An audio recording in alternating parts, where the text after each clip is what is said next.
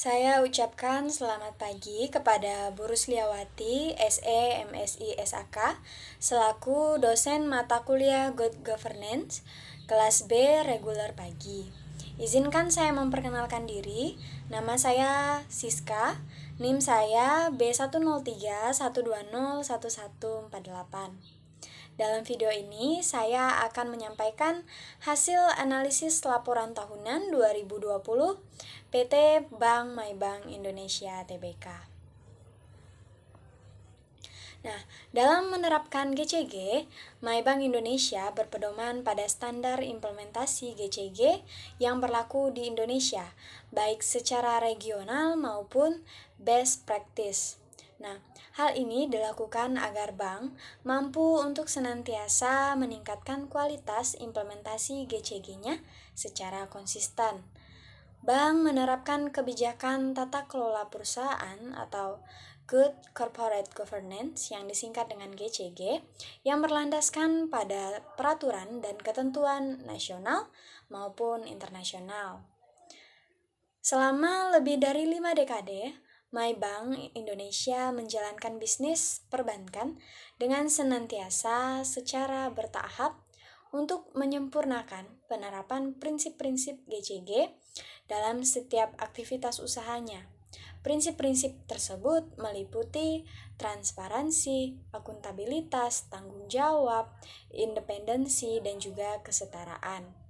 Dan itu terimplementasi dengan baik di lingkungan bisnis bank. Bank menyadari bahwa penerapan GCG tidak hanya sekedar mematuhi peraturan, tetapi lebih dari itu. Bank mengimplementasikan GCG sebagai upaya perbaikan dan penyempurnaan organisasi yang terus-menerus. Nah, hal ini juga disertai dengan pengembangan dan peningkatan pelaksanaan nilai-nilai dan etika bank. Nah, berikut akan saya jelaskan 4 poin utama dari hasil analisis laporan tahunan. Untuk poin yang pertama, yaitu struktur kepemilikan perusahaan. Nah, sebelumnya, apa itu struktur kepemilikan perusahaan? Struktur kepemilikan adalah jumlah saham yang dimiliki orang dalam atau insider manajerial dengan jumlah saham investor secara institusional ataupun publik. Nah, struktur kepemilikan ini dapat berupa investor individual, pemerintah, dan institusi swasta. Nah, secara spesifik, kategori struktur kepemilikan meliputi kepemilikan oleh institusional domestik, institusi asing, pemerintah, karyawan, dan individual domestik. Nah, pada akhir tahun 2020, MyBank Indonesia telah memiliki jaringan kantor di hampir seluruh kota utama di Indonesia yang terdiri dari 34 kantor cabang dan 9 kantor perwakilan yang tersebar di wilayah Indonesia. Nah, pada tahun 2004, perusahaan menjadi perusahaan publik setelah melakukan penawaran umum saham perdana di BEI atau dikenal dengan Bursa Efek Indonesia. Nah, dengan kode saham yaitu WOMF. Nah, pada tahun 2005, PT MyBank kemudian mengakuisisi 43% kepemilikan saham perusahaan. Setelah right issue, pada Februari tahun 2015, kepemilikan MyBank Indonesia menjadi 68,55% sampai saat ini. Dan pemegang saham terbesar kedua di perusahaan ini adalah PT Wahana Makmur Sejati dengan jumlah kepemilikan saham yaitu sebesar 25,01%. Melalui laporan tahun ini, dapat saya sampaikan informasikan mengenai kepemilikan saham, itu secara langsung, yaitu langsung dan tidak langsung. Nah, kepemilikan saham langsung maupun tidak langsung anggota dewan komisaris dan dewan direksi mereka diinfokan bahwa seluruh dari mereka, yaitu seluruh anggota direksi dan dewan komisaris bank, itu tidak mempunyai kepemilikan saham atau entitas anak dalam kelompok usaha bank.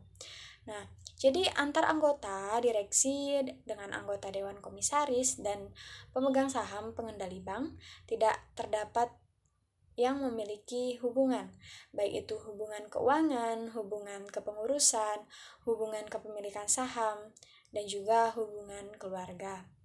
Nah, dengan demikian, seluruh anggota direksi adalah independensi. Tidak ada kepemilikan saham dewan komisaris dan dewan direksi di bank, di anak perusahaan maupun grup yang terhubung dengan perusahaan. Nah, dan juga tidak ada saham dewan komisaris dan direksi bank yang melebihi 5% di setiap perusahaan publik. Nah, sampai dengan periode yang berakhir pada tanggal 31 Desember 2020, MyBank Indonesia tidak menyelenggarakan program kepemilikan saham oleh karyawan dan atau manajemen. Struktur kepemilikan pada konglomerasi keuangan yang menggambarkan pihak-pihak yang menjadi pemegang saham LJK atau Lembaga Jasa Keuangan dalam KKMBI sampai dengan pemegang saham pengendali terakhir atau dikenal dengan Ultimate Shareholder. Kemudian laporan tahunan perusahaan ini terbuka mengungkapkan pemilik manfaat akhir dalam kepemilikan saham perusahaan terbuka itu paling sedikit 5%. Selain itu, pengungkapan pemilik manfaat akhir dalam kepemilikan saham perusahaan terbuka melalui pemegang saham utama dan pengendali. Nah, itu dia poin pertama tentang struktur kepemilikan perusahaan. Nah, poin utama yang kedua yaitu perlindungan terhadap hak pemegang saham. Bagi MyBank Indonesia, penerapan GCG tidak hanya sekedar kewajiban, namun merupakan suatu kebutuhan untuk menjaga transparansi dan akuntabilitas pengelolaan bank kepada masyarakat luas. Nah, pengembangan GCG yang selaras dengan best practice secara berkesinambungan tidak hanya dapat memberikan perlindungan yang memadai dan perlakuan yang adil kepada pemegang saham dan pemangku kepentingan lainnya. Namun, lebih dari itu, yaitu mendorong MyBank Indonesia untuk menciptakan nilai bagi perusahaan atau shareholder value secara maksimal. Nah, untuk itu, MyBank Indonesia memberikan hak-hak kepada para pemegang saham, yaitu meliputi yang pertama hak untuk memperoleh informasi pemegang saham sampai dengan pemilik akhir individu.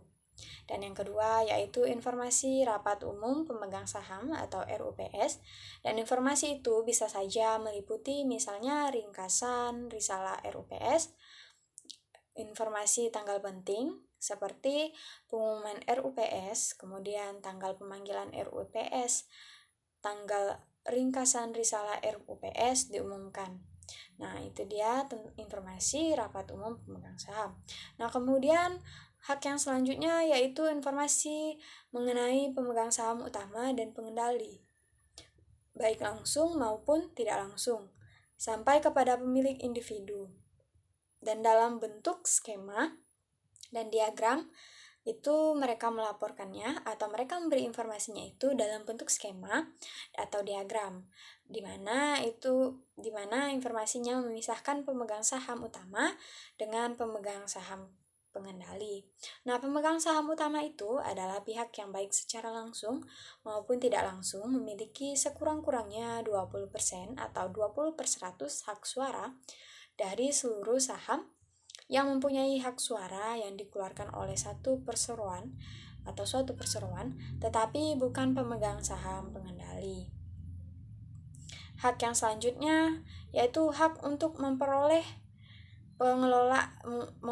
informasi tentang terselenggaranya pengelolaan dokumen yang baik terkait dengan pencatatan kepemilikan saham dalam daftar pemegang saham maupun daftar khusus sebagaimana dimaksud dalam pasal 50 Undang-Undang Perseroan Terbatas serta dokumen terkait dengan aksi korporasi. Nah, itulah yang MyBank Indonesia berikan kepada pemegang saham sebagai perlindungan terhadap hak pemegang saham. Dan adapun poin utama yang ketiga, yaitu tanggung jawab Dewan Komisaris, Dewan Direksi, Komisaris Independen, dan struktur pengawasan. Nah, untuk tugas dan tanggung jawab Dewan Komisaris. Nah, ada banyak tugas dan tanggung jawab Dewan Komisaris pada perusahaan Bank MyBank Indonesia. Namun yang akan saya sampaikan hanya 3 tugas dan tanggung jawab yang telah saya rangkum. Nah, yang pertama yaitu Dewan Komisaris melakukan pengawasan atas kebijakan kepengurusan, jalannya pengurusan pada umumnya baik mengenai perseroan maupun usaha perseroan dan memberi nasihat kepada direksi.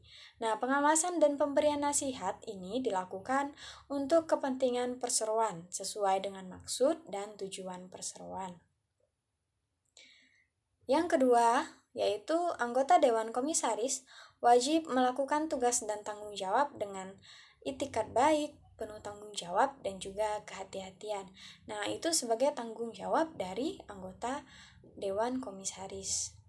Dan tugas dan tanggung jawab yang ketiga yaitu pengawasan oleh Dewan Komisaris dilaksanakan antara lain melalui rapat berkala komisaris dengan direksi atau melalui laporan-laporan yang disampaikan secara khusus oleh SKAI, Komite Audit, Komite Pemantauan Risiko, Komite Nominasi dan Remunerasi, Direktur Kepatuhan atau melalui sarana komunikasi tertulis lainnya. Nah, itulah ketiga tugas dan tanggung jawab Dewan Komisaris. Kemudian, ada pun tugas dan tanggung jawab anggota direksi. Nah, ini juga pada perusahaan atau PT Bank MyBank Indonesia memiliki banyak tugas dan tanggung jawab. Namun, ada 3 saja yang akan saya sampaikan, yaitu apa saja tugas dan tanggung jawab anggota direksi.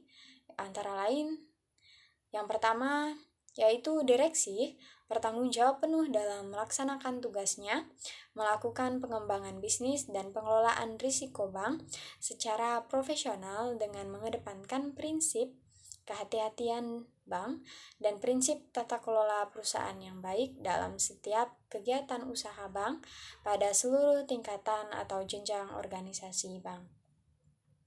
Dan yang kedua, yaitu direksi melakukan tugas dan tanggung jawabnya dalam pengelolaan bank sesuai dengan kewenangannya, sebagaimana diatur dalam anggaran dasar bank, serta senantiasa berpedoman pada peraturan perundang-undangan yang berlaku di Indonesia. Nah, sebagai tugas dan tanggung jawab yang ketiga, yaitu direksi harus mempertanggungjawabkan pelaksanaan tugas dan tanggung jawabnya ini kepada pemegang saham, dan itu dilakukan atau dipertanggungjawabkan melalui RUPS atau Rapat Umum Pemegang Saham. Nah, itulah ketiga tugas dan tanggung jawab anggota direksi. Nah, yang selanjutnya yaitu struktur pengawasan. Nah, Dewan Komisaris itu merupakan sebuah dewan yang bertugas untuk melakukan pengawasan dan memberikan nasihat kepada Direktur Perseroan Terbatas atau PT. Jadi, pada struktur pengawasan yang memiliki tingkat paling tinggi dalam melakukan pengawasan yaitu Dewan Komisaris. Nah, Forum for Corporate Governance di Indonesia atau FFCGI ini mengemukakan bahwa Komite Audit mempunyai tujuan untuk membantu Dewan Komisaris untuk memenuhi tanggung jawab dalam memberikan pengawasan secara menyeluruh. Jadi, selain Dewan Komisaris ini dibantu oleh Komite Audit. Nah, dapat disimpulkan bahwa Komite Audit adalah komite yang dibentuk dan oleh bertanggung jawab kepada Dewan Komisaris. Nah, maksudnya Komite Audit ini dibuat oleh Dewan Komisaris dan bertanggung jawab kepada Dewan Komisaris dalam membantu melaksanakan tugas dan fungsi Dewan Komisaris. Nah, kemudian ada warga asing yang menjabat sebagai Dewan Komisaris atau direksi di suatu perusahaan. Nah, ini berfungsi sebagai tekanan eksogen untuk memperkenalkan praktik tata kelola perusahaan yang sah secara sosial atau secara luas. Nah, Shelfer dan Fisney berpendapat bahwa warga asing yang menjadi pemegang saham besar dalam perusahaan itu dapat melakukan pengawasan yang aktif. Nah, jadi selain ada Dewan Komisaris, Dewan Komite dibantu juga dengan warga asing yang menjadi pemegang saham besar di suatu perusahaan. Itu dapat melakukan pengawasan secara aktif. Namun secara keseluruhannya pada Bank My Bank Indonesia ini yang memegang struktur pengawasan paling tinggi yaitu Dewan Komisaris, dibantu oleh Komite Audit dan terdapat juga warga asing yang memegang saham besar dalam perusahaan. Nah, itulah poin utama yang ketiga tentang tanggung jawab dari Dewan Komisaris, Dewan Direksi, Komisaris Independen, dan struktur pengawasan.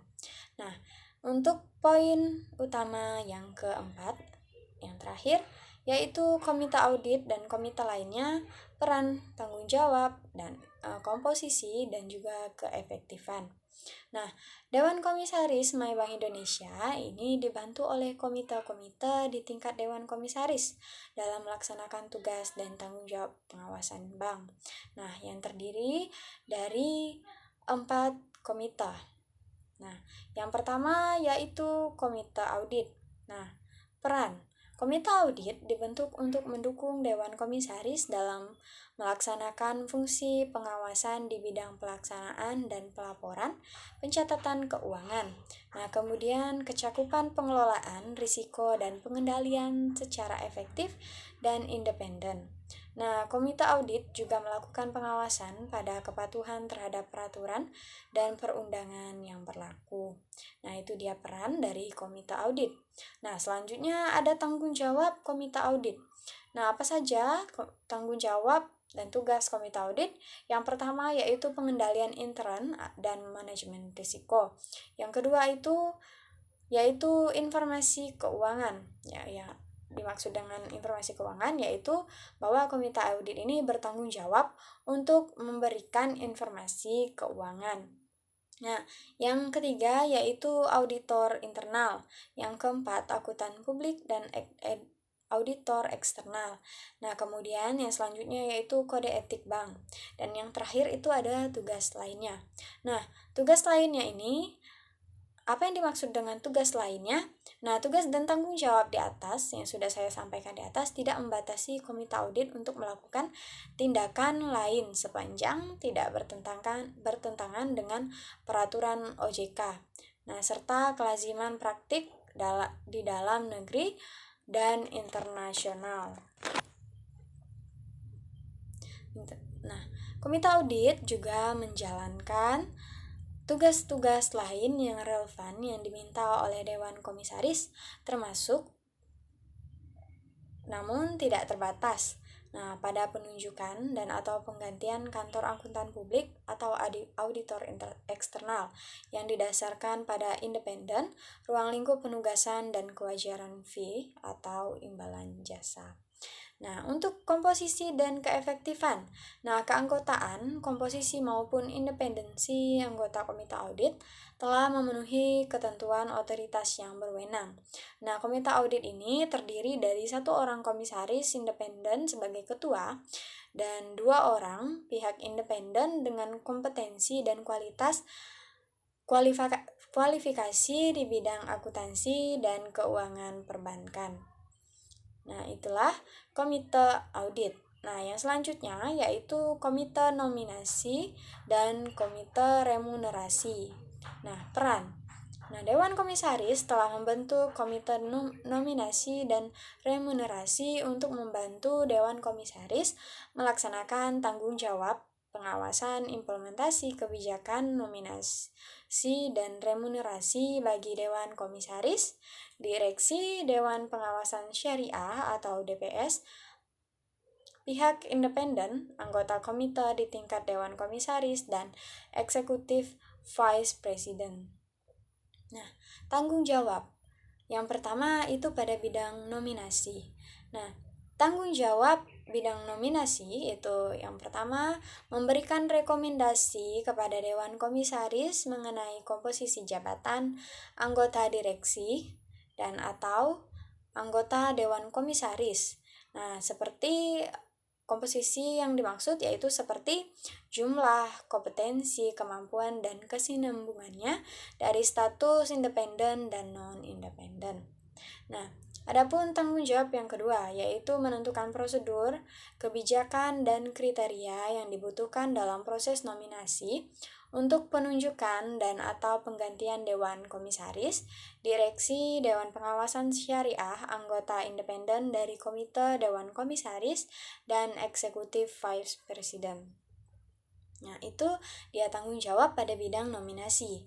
Adapun tanggung jawab pada bidang remunerasi, yaitu yang pertama memberikan rekomendasi kepada Dewan Komisaris terkait prosedur untuk meninjau struktur kebijakan dan rencana remunerasi, serta syarat dan ketentuan bagi Dewan, Komisaris, dan Direksi untuk kemudian diajukan kepada Rapat Umum Pemegang Saham atau RUPS.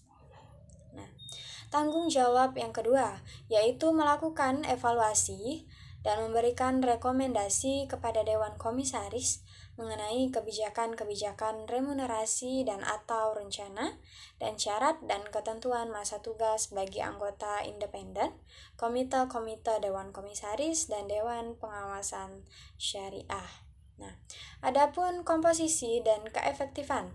Nah, keanggotaan, komposisi, dan independensi anggota komite, nominasi, dan remunerasi telah memenuhi ketentuan yang berlaku. Nah, susunan keanggotaan komite, nominasi, dan remunerasi saat ini ditetapkan melalui Surat Keputusan Direksi Perseroan nomor SK 2020.001 HC pada tanggal 1 April 2020. Nah, itulah dia pada komite nominasi dan remunerasi. Nah, komite yang selanjutnya yang ketiga yaitu komite pemantauan risiko. Nah, peran Komite Pemantauan Risiko dibentuk oleh Dewan Komisaris dalam rangka mendukung